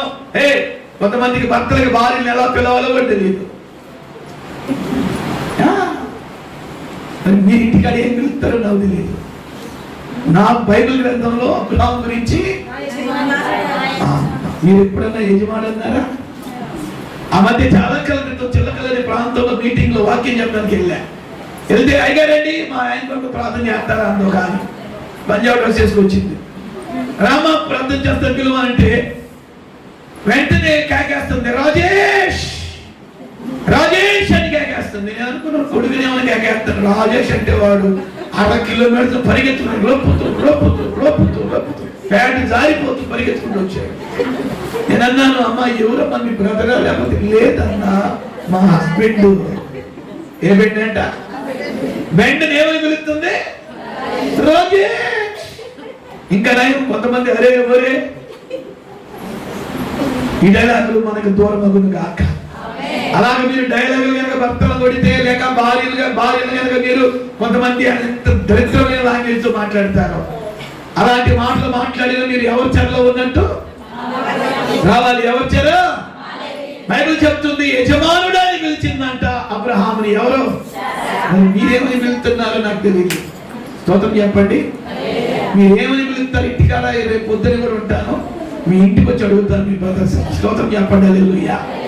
బైబిల్ చెప్తుంది పిల్లరా, అమాలేకీయుల చెరలో ఉన్న తన వారిని దావీదు ఒక్కడు విడిపించాడు. స్తోత్రం చెప్పండి. హల్లెలూయా. ఆ దావీదు ఎవరో తెలుసా? ప్రభువైనటువంటి యేసుక్రీస్తుకు సూచన. పిల్లరా, ఆ అమాలేకీయులు సాతాను దూతలకు సూచన. ఆ అమాలేకీయుల చెరలో ఉన్న వారు ఎవరై అంటే ప్రజలు. నా ప్రియమైన దేవుని బిడ్డలారా, ఈ రాత్రి మీరు ఎవరెవరి చెరలో, ఎవరెవరి ఆత్మ స్వాధీనంలో మీరున్నారు, దేవుడు మిమ్మల్ని విడిపించడానికి ఆయన సిద్ధముగా ఉన్నాడు. స్తోత్రం చెప్పండి. హల్లెలూయా. హల్లెలూయా. ఇక్కడ ఒక 3 విషయాలు నేను చెప్పి నేను ముగిస్తా. ఒకటి, దేవుని ప్రజల మీద శత్రువు దాడి చేశాడు. ఇది మొదటి మాట. దేవుని ప్రజల మీద ఎవరు దాడి చేశారండి? మీకు ఒక విషయం చెప్తాను. ఇంత మీ మీద జరిగే దాడి ఒక ఎత్తు, సేవకులమైన మా మీద జరిగే దాడి ఒక ఎత్తు. మీకు మోకాళ్ళలో అంతవరకే దాడి జరిగింది, మాకు నిలువెత్తున దాడి జరిగిందండి. అంటే మీ మీద జరిగే దాడి కొంత తక్కువ, చాలా తక్కువ. సేవకులమైన మా మీదే వాడి దాడి అన్నమాట. మా కుటుంబాల మీద, మా ప్రయాణాల మీద, పిల్లల మీద. ఎందుకంటే మేము అనేకుల కొరకు ఉపవాసం ఉంటాం, అనేకుల కొరకు మేము ప్రార్థన చేస్తాం, అనేకులు బంధకాల్లో ఉన్న వారిని విడిపించడానికి మేము ఉపవాసాలు ప్రార్థన చేస్తాం. అందుకే 90% టార్గెట్ వాడు ఎవరి మీద పెడతాడు అంటే మా మీద పెడతాడు. అందుకే నేను ఎప్పుడు చెప్పే మాట, మీరు మీ సేవకుల కొరకు భారంగా ప్రార్థన చేయాలి అని చెప్పండి. చదువు చెప్పండి. హల్లెలూయా. అయ్యా, మా ఆనందయ్య గారిని, మా సత్యమ్మ గారిని దీవించండి, మరి పిల్లల్ని దీవించండి. ఆమేన్. ఆ ప్రార్థన చేస్తే స్తోత్రం చెప్పరే. హల్లెలూయా. కనీసం ఒక 5 నిమిషాలైనా మీ రోజు ప్రార్థనలో, ఏమే ఎంత 5 నిమిషాలైనా, ఒక 5 నిమిషాలైనా మీ రోజు ప్రార్థనలో నా దైవజనుడు, నా దైవజనురాలు, వారి పిల్లలు ప్రభా, వారి చుట్టూ కంచె, వారి పిల్లల చుట్టూ కంచె, వారు ఎటు వెళ్తున్నారని కాపుదల, వారి మీద దుష్టుడు ఎలాంటి ప్రయత్నాలు చేయకుండా ప్రభా వారిని కాపాడండి. సేవకుల్ని ప్రార్థనలు ఎత్తాలి, సేవకుల పిల్లల్ని ప్రార్థనలు ఎత్తాలి. పౌలంతటి దైవజనుడు అంటాడు, ఓ సహోదరులారా, మా కొరకు మీరు ప్రార్థన చేయండి. స్తోత్రం చెప్పండి. హల్లెలూయా. సేవకుడు, సేవకురాలు మిమ్మల్ని ప్రార్థనలో కప్పుతారు. సంఘం కూడా సేవకులను, వారి పిల్లలను ప్రార్థనలో కప్పాలి. ఎందుకంటే సాతానుడు దాడి చేస్తాడు. ఇదిగో దావీదు తన కుటుంబీకుల మీద సాతానుడు దాడి చేశాడు. దాడి జరుగుతుంది, కొన్ని కుటుంబాల్లో ఇప్పటికీ దాడి జరుగుతుంది. భర్త మీద దాడి చేస్తున్నాడు, భార్య మీద దాడి చేస్తున్నాడు, పిల్లల మీద దాడి చేస్తున్నాడు. కొంతమంది భార్య భర్తలు కష్టపడి సంపాదిస్తారు, నెలొచ్చేలేకి ఏం మిగలదు. చెప్ప కనబడుతుంది చేతిలో. ఏం చెప్ప? కొబ్బరి చెప్ప కాదండి, అప్పుల చెప్ప. ఇద్దరు భార్య భర్తలు ఇద్దరు ఉద్యోగాలు చేస్తారు. అనయ్య, ఆమెకి 70,000, నాకు 60,000. నెలొచ్చేలేకి తోటి ఉద్యోగుల దగ్గర అప్పు చేయాల్సి వస్తుంది. నేను అన్నాను, మీ సంపాదన మీద అమాలేకీయుడు దాడి చేస్తున్నాడు. ఈరోజు నా ప్రియమైనటువంటి దేవుని బిడ్డలారా, దాడి దాడి దాడి. ఆనాడు దేవుని పిల్లల మీద అమాలేకీయులు దాడి చేశారు. ఈనాడు కూడా సాతానుడు, వారి దూతలు దేవుని సేవకుల మీద, వారి పిల్లల మీద, సంఘం మీద, విశ్వాసుల మీద దాడి చేస్తున్నాడు. వాడి దాడి ఎలా ఉండిందో తెలుసా? విశ్వాసులకు మధ్య పొసగదు. అలాంటి వాడు ఉన్నారు ఇక్కడ. మీరు పక్క పక్కనే కూర్చున్నారే, మీ మనసు పక్క కలుస్తుందా? చేతులు కలుస్తున్నాయి, పక్క పక్కనే శరీరాలు కలుస్తున్నాయి, కానీ మనసు కుర్చీలు ఆనుగులు కూర్చున్నారు, మనసు కలవట్లా. అంటే సంఘాల్లో వాడు దాడి చేస్తున్నాడు. ఎక్కడ? ఐక్యత లేకుండా, సమాధానం లేకుండా, భార్య భర్తల మధ్యలో నెమ్మది లేకుండా, సమాధానం లేకుండా, ఐక్యత లేకుండా సాతానుడు దాడి చేస్తున్నాడు. ఇక్కడ చెప్పాలనుకున్న మొదటి మాట, దేవుని పిల్లల మీద సాతానుడు దాడి చేశాడు. అయితే రెండవదిగా, ఆ దాడి సమయంలో పిల్లల వాళ్ళకి ఏమొచ్చిందంటే నిరాశ, కృంగుదల. చూడండి ఈ వచనాన్ని, 3వ వచనం చూడండి. దావీదును అతని జనులను పట్టణమునకు వచ్చి అది కాల్చబడి ఉంటయు తమ భార్యలను, కుమారులను, కుమార్తెలను చెరలోని కొనిపోబడి చూచి ఇక ఏడ్చుటకు శక్తి లేకపోవునంత నిక్కరగా ఏడ్చిరి. అమ్మా నా వైపు చూడండి, కొన్ని ముఖ్యమైన మాటలతో నేను ముగించబోతున్నా. ఒకటి, దేవుని పిల్లల మీద ఎప్పుడు సాతానుడు దాడికి సిద్ధంగా ఉంటాడు, ఇది మర్చిపోకూడదు. చావుకులమైన మా మీదైనా, మా పిల్లల మీదైనా, సంఘం మీదైనా వాడు దాడికి సిద్ధంగా ఉంటాడు, ఇది మర్చిపోకూడదు. మీరు దాడి జరిగినప్పుడు ఆటోమేటిక్ గా ఏమొచ్చేసింది? నిరాశ, నిస్పృహ, కృంగుదల.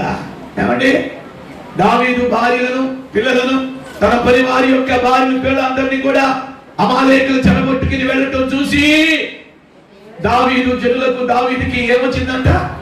నిరాశ, నిస్పృహ, కృంగుదల. ఇక బైబిల్ చెప్తుంది అక్కడ ఏడ్చుటకు. మీ జీవితాల్లో కూడా మీ ముందు కొన్ని ప్రతికూల పరిస్థితులను బట్టి, నీ ముందున్న కష్టాలను బట్టి, నీ ముందున్న అప్పులను బట్టి, నీ ముందున్న వ్యాధి బాధలను బట్టి, ఎప్పుడు ఈ అప్పులు తీరుతాయి, ఎప్పుడు ఈ రోగం తగ్గింది, ఎప్పుడు నా పిల్లలు ప్రయోజకులు అవుతారని నిరాశ, నిస్పృహ, కృంగుదల. అలాంటి వారు లేరు ఇక్కడ. ఈ లైన్ లో కూడా ఎందరో దేవుని వాక్యం నిరీక్షిస్తున్నారు, మీతో ప్రభు మాట్లాడుతున్నాడు. దావీదు కాలంలో ప్రజల జీవితాల్లో సాతానుడు దాడి చేసినప్పుడు, అమాలేకీయులు దాడి చేసినప్పుడు నిరాశ, నిస్పృహ, కృంగుదలకు లోనైపోయారు. ఈరోజు మీరు ఎలాంటి నిరాశలో ఉన్నారో నాకు తెలియదు, ఎలాంటి కృంగుదలలో ఉన్నారో నాకు తెలియదు, ఎలాంటి నిరీక్షణ లేని స్థితిలో ఉన్నారో నాకు తెలియదు. మిమ్మల్ని విడిపించడానికి, అమాలేకీయుల చెరలో ఉన్న మిమ్మల్ని, మీ కుటుంబాలను, మీ పిల్లలను విడిపించడానికి దావీదుకు సాదృశ్యంగా ఉన్న యేసు ప్రభు మన పక్షమున ఉన్నాడు. చప్పట్లు కొట్టండి గట్టిగా.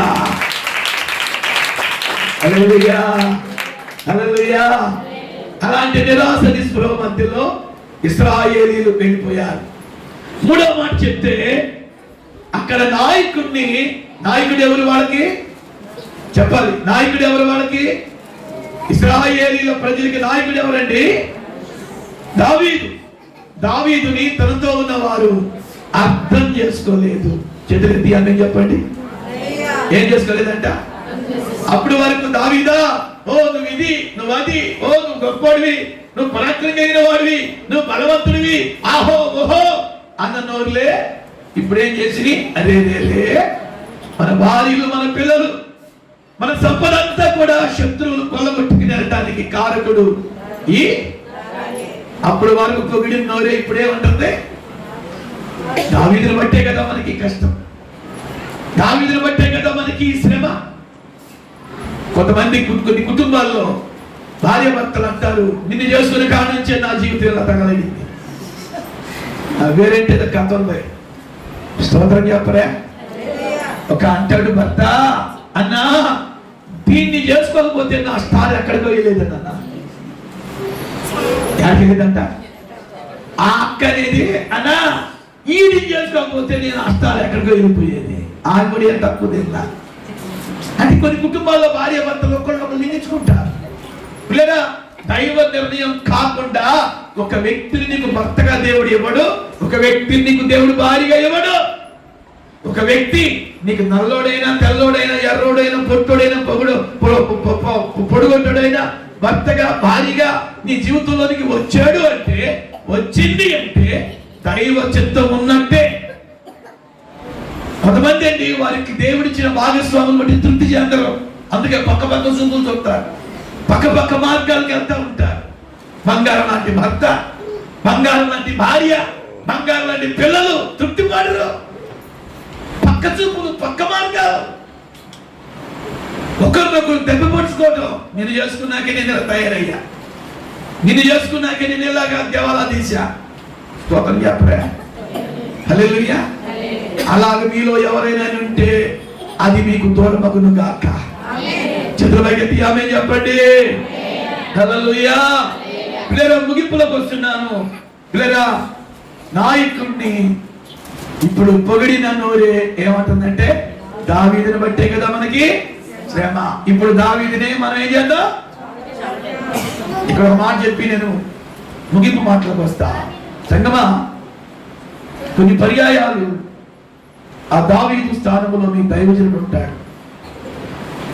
ఈరోజు చాలా సంఘాల్లో విశ్వాసులు సేవకుల్ని అర్థం చేసుకోవట్లా, సేవకుల యొక్క ప్రార్థనా జీవితాన్ని అర్థం చేసుకోవట్లా, సేవకుల యొక్క సమర్పణని అర్థం చేసుకోవట్లా, సేవకుల యొక్క వైరాగ్యాన్ని అర్థం చేసుకోవట్లా, సేవకులకి ఆత్మ పట్ల ఉన్న భారం అర్థం చేసుకోవట్లా. ఏకాటికి సేవకుల్లో ఎక్కడ తప్పులు ఎత్తుకుదామా అని ఎదుగు చూపేటటువంటి ఆ స్థితే ఉంటుంది. ఆనాడు యేసు ప్రభువుని 4 రకాలైన ప్రజలు వెంబడించేవాడు. ఒకళ్ళు రొట్టెల కొరకు వెంబడించిన గుంపు, రెండవ వారు అద్భుతాల కొరకు సూచక్రియల కొరకు వెంబడించిన గుంపు, మూడో గుంపు ఆయనలో ఏమైనా తప్పులు ఉంటాయేమో, ఆయనలో ఏమైనా లోపాలు ఉంటాయేమో అని లోపాలను ఎత్తి చూపడానికి వెళ్ళిన గుంపు. 4వ గుంపు ఎవరో తెలుసా? స్వచ్ఛందంగా ప్రభువుని వెంబడించిన గుంపు. చప్పటి కొట్టండి గట్టిగా. హల్లెలూయా. యేసు ప్రభులోనే లోపాలు ఎత్తికారండి. ఈనాడు కూడా మా పాస్టర్ గారు మంచి వెళ్ళాడు అంటారు, ఆ పక్క అమ్మడికెళ్ళి పాస్టర్ గారి మధ్యలో తేడా వచ్చింది. నీకు తెలుసా? పాస్టర్ గారిలో తేడా వచ్చింది. ఇటువరకులాగా ప్రార్థన లేదు, ఇటువరకులాగా సమర్పణ లేదు. ఏ నోటితో పాస్టర్ గారిని పొగిడారో, ఏ నోటితో పాస్టర్ గారిని పొగిడారో అదే నోటితో అనవసరమైన మాట్లాడే వాళ్ళు ఉన్నారు సంఘంలో. మీరందరూ మంచివాళ్ళు. స్తోత్రం చెప్పండి. హల్లెలూయా. చేతుల పైకి ఆమేన్ చెప్పండి. దావీదుని పొగిడిన నోరే దావీదుని ఏమంటున్నాయి? ఇన్ని శ్రమలు దావీదుని బట్టే కదా. ఇప్పుడు దావీదుని మనం ఏం చేద్దాం? రాళ్ళతో కొట్టి. ఇక్కడ నేను చెప్పాలనుకున్న మాట, పొరపాటును కూడా నీ దైవజనుడి గురించి నువ్వు వేరొక అభిప్రాయాన్ని కలిగి ఉండకూడదు. అలాగ ఉంటే అది నీకు నష్టం, అది నీకు శాపం అవుతుందని బైబిల్ చెప్తుంది. నీ కొరకు ప్రార్థించే దైవజనుడు, నీ కొరకు విజ్ఞాపన చేసే దైవజనుడు, నువ్వు ఏడుస్తుంటే నీతో పాటు ఏడ్చే దైవజనుడు, పిల్లల వారి యొక్క సమర్పణ, వారి యొక్క భారం, వారి యొక్క వైరాగ్యం, వారి యొక్క సమర్పణ, వారి యొక్క జీవిత విధానం. పౌలు అంటాడు ఎఫెసు సంఘానికి పత్రిక రాస్తూ, నేను మీ ఎదుట సాధువు వలె ఉన్నాను, మీ ఎదుట నేను ఎంత మంచి ప్రవర్తన కలిగి ఉన్నానో మీకు తెలియదా? నేను ఎక్కడ కూడా మీది ఏది నేను ఆశించలేదు, మీ సొంతును కాదు మిమ్మల్ని నేను ఆశించాను అంటాడు. పిల్లల కొన్ని పర్యాయాలు దైవ సేవకుల్ని అర్థం చేసుకో, తోరణాలు మాట్లాడతాం, అపార్థం చేసుకుంటాం. దావీదును కూడా తనతో ఉన్న వారు ఏం చేసుకున్నారండి? అర్థం చేసుకోవడానికి బదులు ఏం చేసుకున్నారు? అపార్థం చేసుకున్నారు. పిల్లల అపార్థాలు సంఘములో ఉండకూడదు. స్తోత్రం చెప్పండి. హల్లెలూయా. చతుర్లకి చెప్పండి. చివరిగా నేను చెప్పాలనుకున్న మాట ఆ వచనం చూడండి. 18 వచనాలతో ముగించుకుందాం. 10 నిమిషాలు ఎక్కువైంది, తప్పదు. చూడండి 18 వచనాలు. సమూయేలు మొదటి పుస్తకం 30వ అధ్యాయం 18 వచనాలు. ఇలాగు దావీదు అమాలేకీయులు దోచుకుని పోయిన తిరిగి తెచ్చుకొనెను. స్తోత్రం చెప్పండి. స్తోత్రం చెప్పండి. ఆ మాట చెప్పండి. ఇలాగున దావీదు అమాలేకీయులు దోచుకుని పోయిన దాని అంతటిని, దాచుకుని పోయిన దాన్ని కాదు, దోచుకుని పోయిన దాన్ని అంతటిని తిరిగి తెచ్చుకొనెను. ఆమేన్ చెప్పండి. హల్లెలూయా. ఈ 3వ రాత్రి ఉపవాస ప్రార్థనలో మీ జీవితాల్లో, మీ కుటుంబాల్లో ఇప్పటి వరకు సాతానుడు ఏది దోచుకుని వెళ్ళాడో నా దేవుడు తిరిగి దాన్ని మీకు ఇవ్వబోతున్నాడు. చెప్పండి గట్టిగా స్తోత్రం చెప్పండి. హల్లెలూయా. హల్లెలూయా. హల్లెలూయా. కొంతమంది జీవితాల్లో భక్తిని దోచుకున్నాడు, కొంతమంది జీవితాల్లో పరిశుద్ధతను దోచుకున్నాడు, కొంతమంది జీవితాల్లో విశ్వాసాన్ని దోచుకున్నాడు, కొంతమంది జీవితాల్లో తొలి ప్రేమను దోచుకున్నాడు. తొలి ప్రేమ అంటే సినిమాల్లోకి వెళ్ళిపోకండి. ఏ ప్రేమ? తొలి ప్రేమ. తొలి ప్రేమ అంటే ఏంటి? మారు మనసు పొంది బాప్తిసం పొందిన కొత్తలో దేవుని మీద, వాక్యం మీద, పరిశుద్ధుల ఎడల నీకున్న ప్రేమ. అంటాడు దేవుడు ప్రకటన గ్రంథంలో, మునుపట నీకున్న ప్రేమను నీవు వదిలితివి కనుక నేను నీ మీద ఏం మోపాలి? తప్పును మోపవలసి ఉన్నది. ఏమేమి అమాలేకీయులు దోచుకుని వెళ్ళారో దావీదు తిరిగి తెచ్చుకున్నాడు. ఈ మూడవ రాత్రి ఇది ఎలాంటి సమయం తెలుసా? పొందుకునేటటువంటి సమయం. ఆమె చెప్పండి హల్లెలూయా. తిరిగి పొందుకునే సమయం. ఆ మాట పలకండి. ఏ సమయం ఇది? తిరిగి పొందుకునే సమయం. భార్య భర్తల మధ్య తొలి దినాల్లో ఉన్న ప్రేమ పోయిందేమో. తొలి దినాల్లో ప్రేమ పెళ్ళైన కొత్తల్లో భలే వాడేవాడు కదా, నీవు లేకుండా నాకున్నావన్నీ నీవే. ఏసై కాదు, ఎవరిని అంటాడు? భార్యని అంటాడు. భార్యని అంటే తొలి దినాల్లో ఉన్న ప్రేమ కాస్త 10 సంవత్సరాలకి మొహం అంతా ముడత పెట్టగానే ఏంది నీ మొహం ఎట్టుందా, ఇచ్చి దరిద్రాల పొద్దున్న లేస్తే నీ మొహం నేను పెళ్ళైన కొత్తలోనేమో నీవు లేకుండా నేను. ఏమైందా ప్రేమ అనా? ఏమైందా ప్రేమ? తొలి దినాల్లో నిజంగా ఎంతగా నువ్వు భార్యను ప్రేమించేవాడు, తొలి దినాల్లో నీ భర్త నువ్వు ఎంతగా ప్రేమించేదానివి. ఏమైందా ప్రేమ? దోచుకెళ్ళిపోయాడు. ఎవరు? అమాలేకీయుడు. ఆ మాట అనండి. ఎవడు దోచుకెళ్ళాడు? అమాలేకీయుడు దోచుకెళ్ళాడు. కుటుంబాల్లో భార్య భర్తల మధ్య ప్రేమను దోచుకెళ్ళిపోతున్నాడు. తల్లిదండ్రులకి పిల్లల మధ్య ఉన్న సంబంధాలు దోచుకెళ్ళిపోతున్నాడు. తల్లిదండ్రులకి పిల్లరా కన్నీరు మిగులుతున్నారు పిల్లలు. ఈరోజు మీ జీవితాల్లో ఏమేమి దోచుకోబడ్డాయో నాకు తెలియదు. పరిశుద్ధులు దోచుకోబడింది, తొలి ప్రేమ దోచుకోబడింది, పరిచర్య విధానం దోచుకోబడింది. ఒకప్పుడు దైవజనుడు ఫలానా చేద్దామంటే ఎంతమంది ముందుకు వచ్చేవాళ్ళు. ఏమైంది ఇప్పుడు? అది అమాలేకుడు వచ్చి ఆ పరిచర్య చేసే ఆ యొక్క స్థితిని దోచుకున్నాడు నీలో నుండి. కొంతమంది జీవితాల్లో ఇవ్వటం అనేది దోచుకుంటున్నాడు వాడు.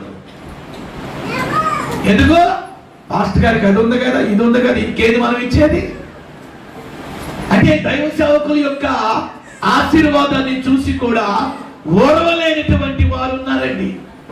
ఈరోజు ప్రభు మనతో మాట్లాడుతున్నాడు. చక్కమామి మీ జీవితాల్లో ఏమేమి దోచుకోబడ్డాయో, ఏమేమి మీ నుండి సాతానుడు అమాలేకీయులు దోచుకున్నది నాకు తెలియదు. దావీదు గురించి బైబిల్ చెప్తుంది.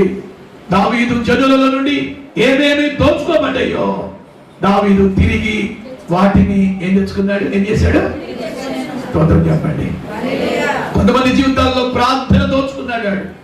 ఒకప్పుడు గంటలు గంటలు ప్రార్థన చేసేదానివి, గంటలు గంటలు ప్రార్థన చేసేవాడివి. ఏమైందా ప్రార్థన? ఒకప్పుడు దేవుని స్వరం వినేదాకా నువ్వు లేసేదానివి కాదు. అమ్మా, దేవుని ఆత్మ భారంతో నేను మాట్లాడుతున్నాను. దేవుడు మాట్లాడిందాక, దేవుడు నీకు స్వరం ద్వారా మాట్లాడిందాక, ఒక కలిచిందాక, ఒక దర్శనం ఇచ్చిందాక ప్రార్థనలో లేచేదానివి కాదు, లేచేవాడివి కాదు. ఏమైందా ప్రార్థన? దోచుకోబడింది, దోచుకోబడింది. ఉపవాస స్థితి దోచుకోబడింది, ప్రార్థన విజ్ఞాపన స్థితి దోచుకోబడింది.